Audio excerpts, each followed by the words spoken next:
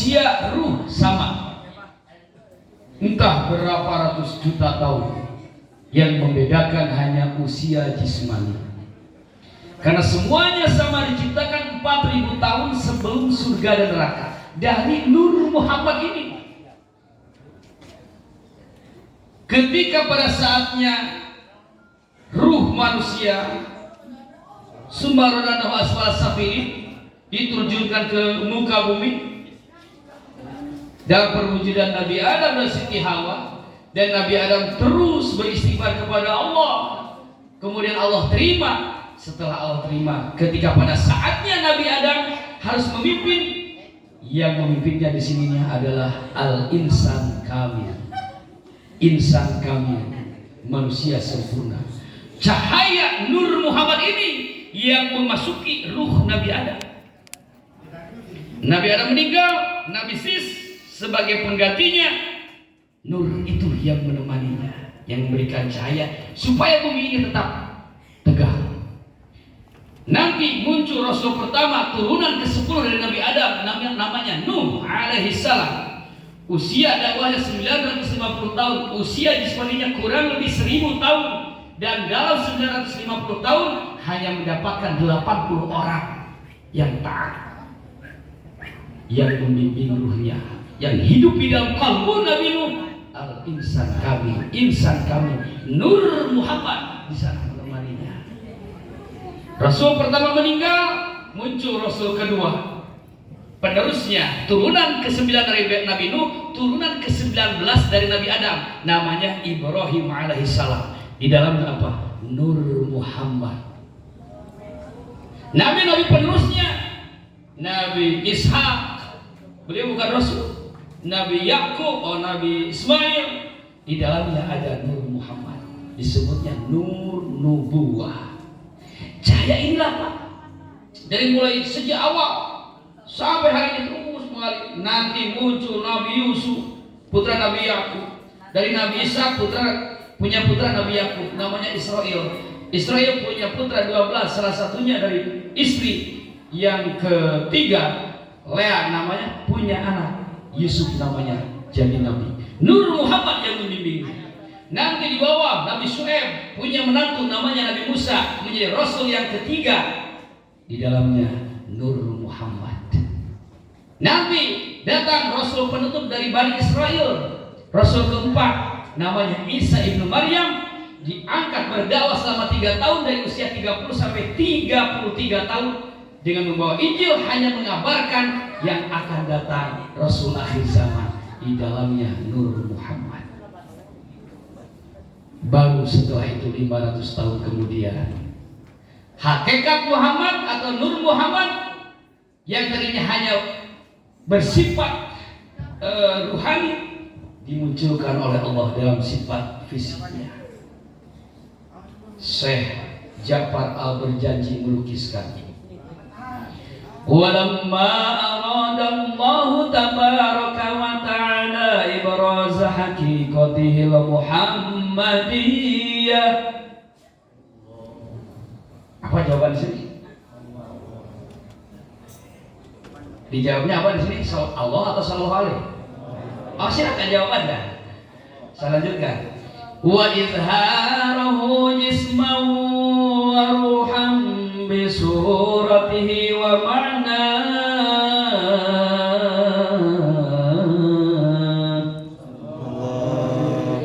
naqalahu ila maqarrihi bi sadafati aminataz zuhriyah wa khassaha al-qaribul mujibu bi an takuna umman li Mustafa.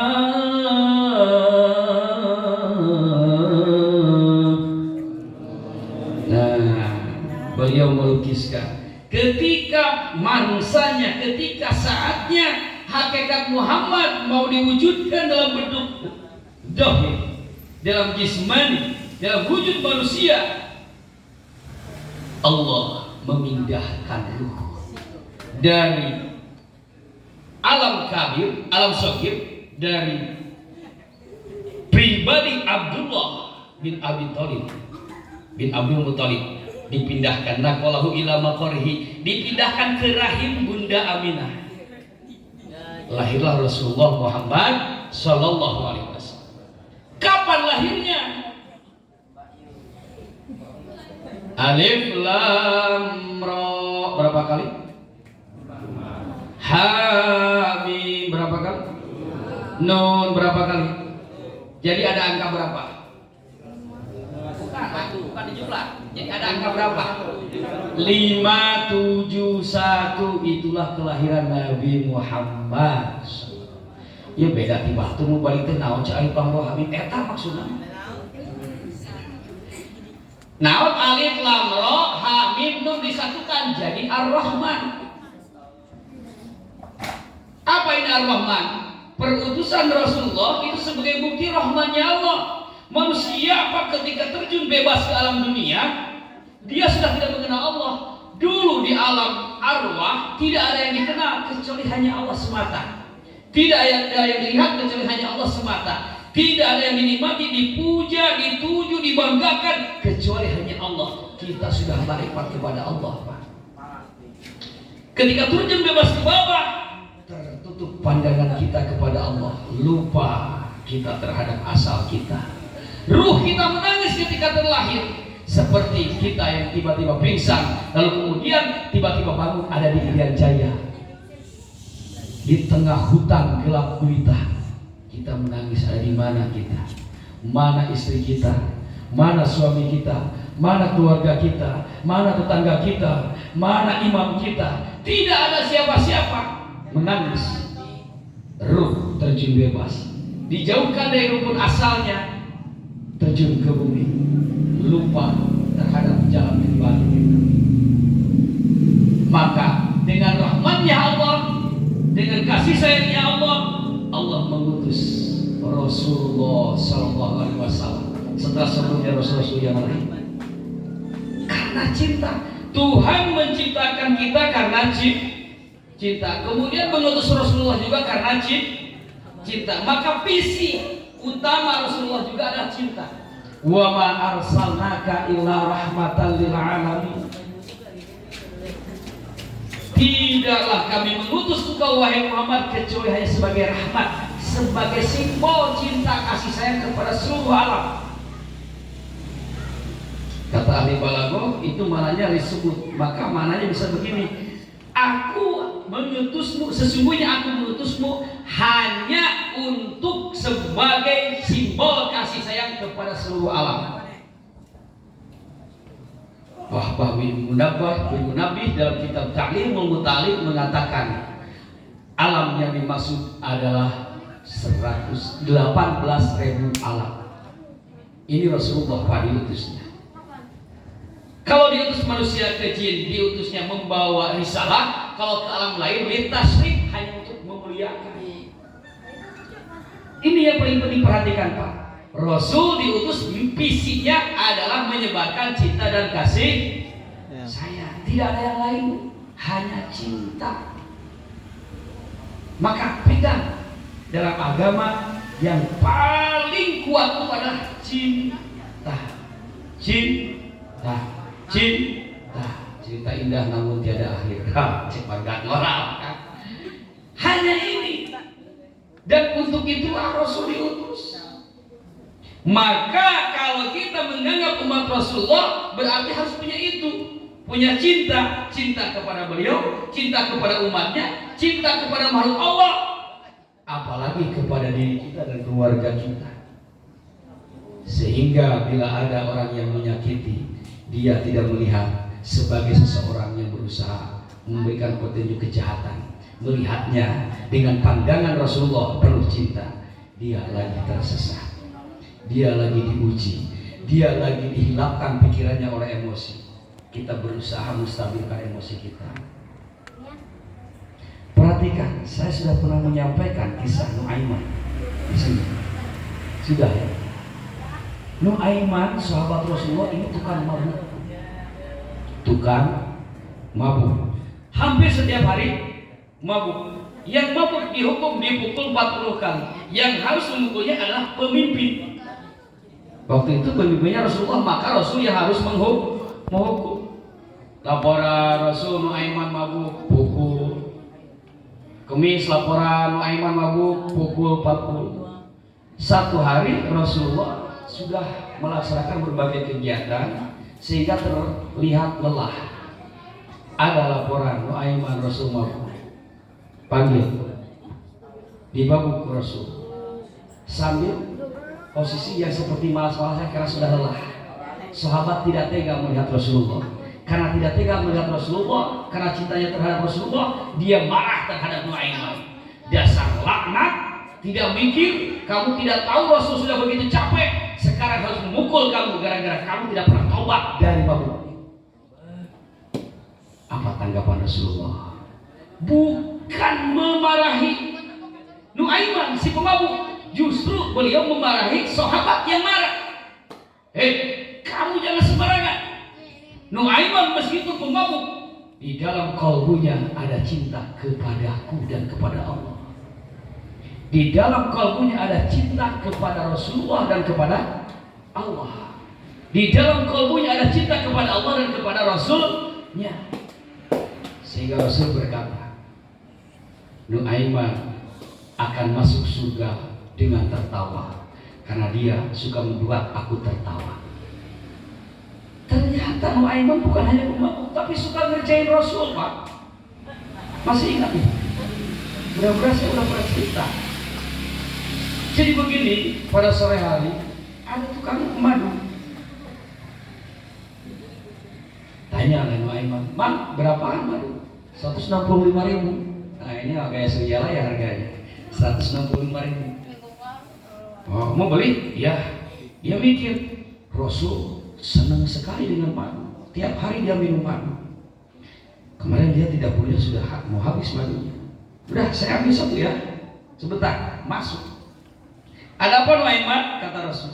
Ini wahai Rasul, ada madu untuk Anda. Kata Rasul, alhamdulillah, ente tahu saja. Maduku sudah mau habis. Kalau sekarang ini, ya Rasul, semoga bermanfaat dan menjadi pahala bagi saya. Oh, tentu saja. Terus sekarang kemana? Saya mau pamit, udah sore, siap-siap maghrib. Ya silahkan Nuaiman, mohon syukur. Keluar ke tukang madu. Muhammad, nyaku Nuaiman, 125.000. Ya, tunggu. Nanti kalau ada yang keluar dari rumah itu, kamu tagih. Rumah siapa itu? Rumah Rasulullah. Siap, kata Mang Muhammad. Ternyata sampai sore nggak ada yang keluar, Pak. Akhirnya Mang Muhammad tukang madu masuk ke dalam. Ada apa, Muhammad? Maaf Rasul, madunya belum dibayar. Astagfirullahaladzim, saya lupa Muhammad. Sebentar, berapa? 165.000. Ini. Coba kalau kita digituin. Lah, bukan saya, tuh si Nuaiman, kan begitu kalau kita banyak. Rasul tidak mau mengecewakan kepada pedagangnya dan tidak mau menjelek-jelekan umat.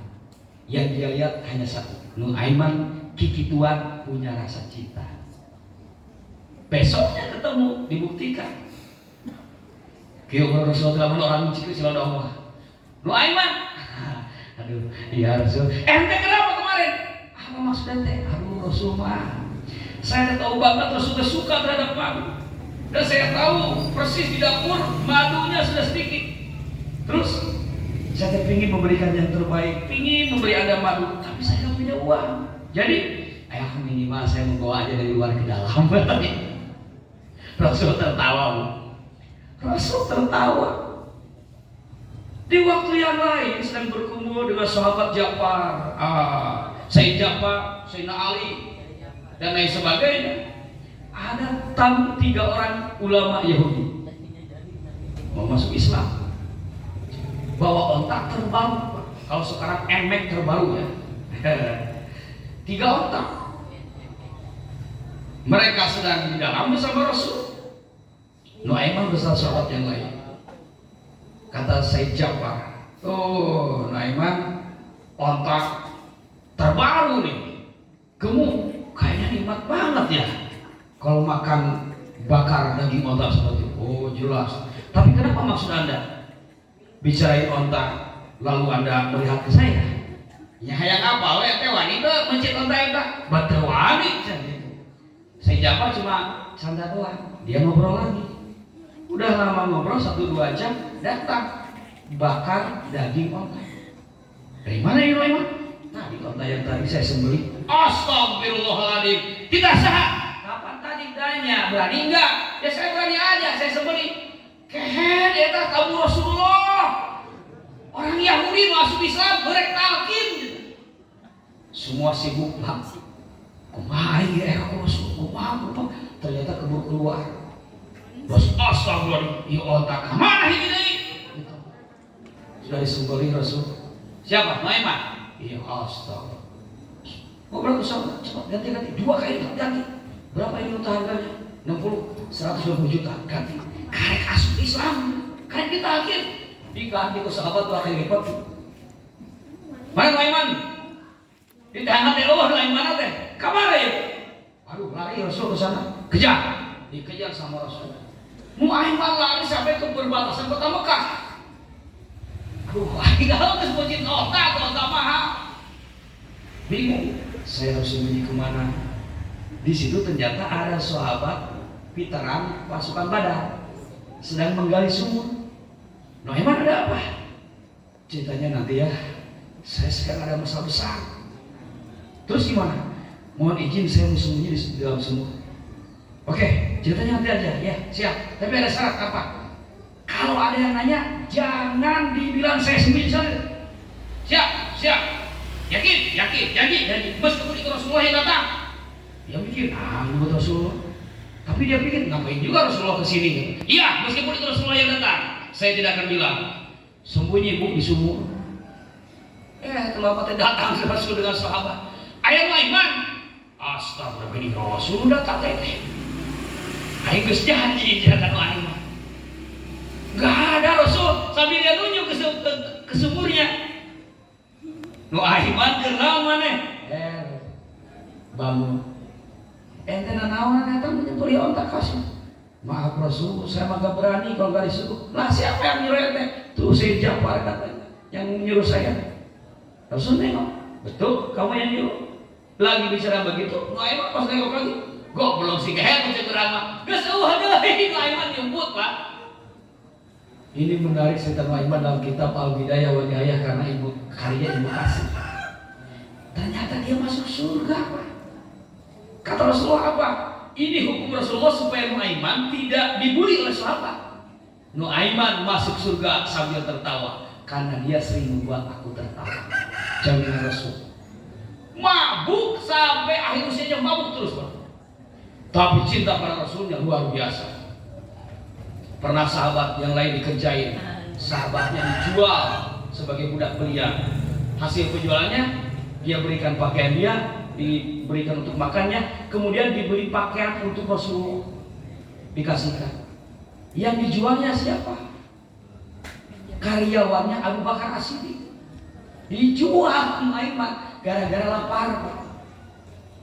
Oleh Abu Bakar As-Siddiq dicintai Rasulullah. Rasulullah tertawa terbahak-bahak sampai 1 tahun menceritakan masalah.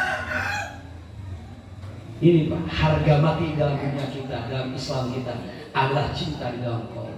Nuaiman pemabuk saja masuk surga karena rasa cinta kepada Rasulullah. Apalagi yang tidak begitu, apalagi ahli sholat. Maka yang pertama dan utama pegang ini cinta. Bukti cinta kata Allah, in kuntum tuhibbunallah, sampaikan Muhammad, kalau benar-benar kalian mencintai Allah, fattabi'uni, ikuti aku, ikuti Rasul. Tauhid untuk mengenal Allah, tasawuf untuk menuju Allah, fikih untuk mengenal hukum Allah. Tauhid untuk ruhani, tasawuf untuk rasa, fikih untuk raga. Maka kita lengkap, manusia sempurna, raga, nyawa, rasa, ada tiga-tiganya. Aktifkan pas semua ini, diaktifkan. Fikih untuk raga, sholatnya kan Allahu Akbar. Zakat, fikih untuk raga, dikeluarkan. Nisabnya di ilmu fikih, emas 80 gram emas, maka nisabnya 2,2%. Kalau emas tersebut sudah 1 tahun dan tidak pernah dipakai, juga tidak punya utang, maka setelah 1 tahun 1 haul keluarkan 2,5% dari emas senilai 80 gram. Kalau dipakai bagaimana? Tidak usah dikeluarkan zakat, tidak wajib.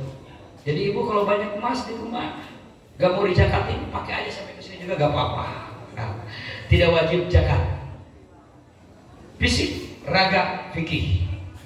Tauhid untuk ruh, cukup dirasa.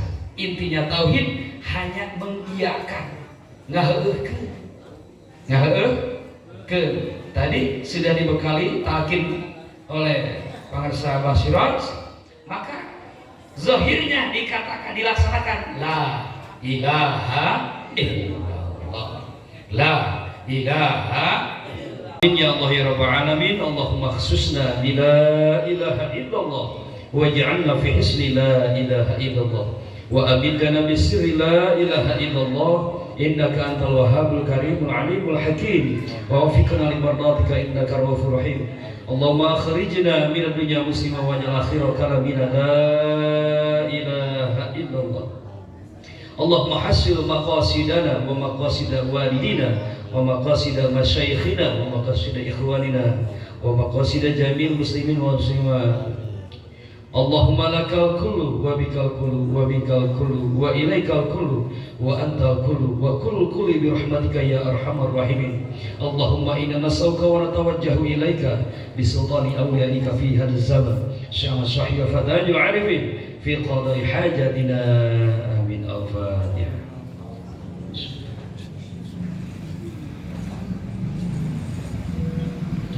Hadanallahu wa iyyakum ajma'in. Wassalamualaikum warahmatullahi wabarakatuh.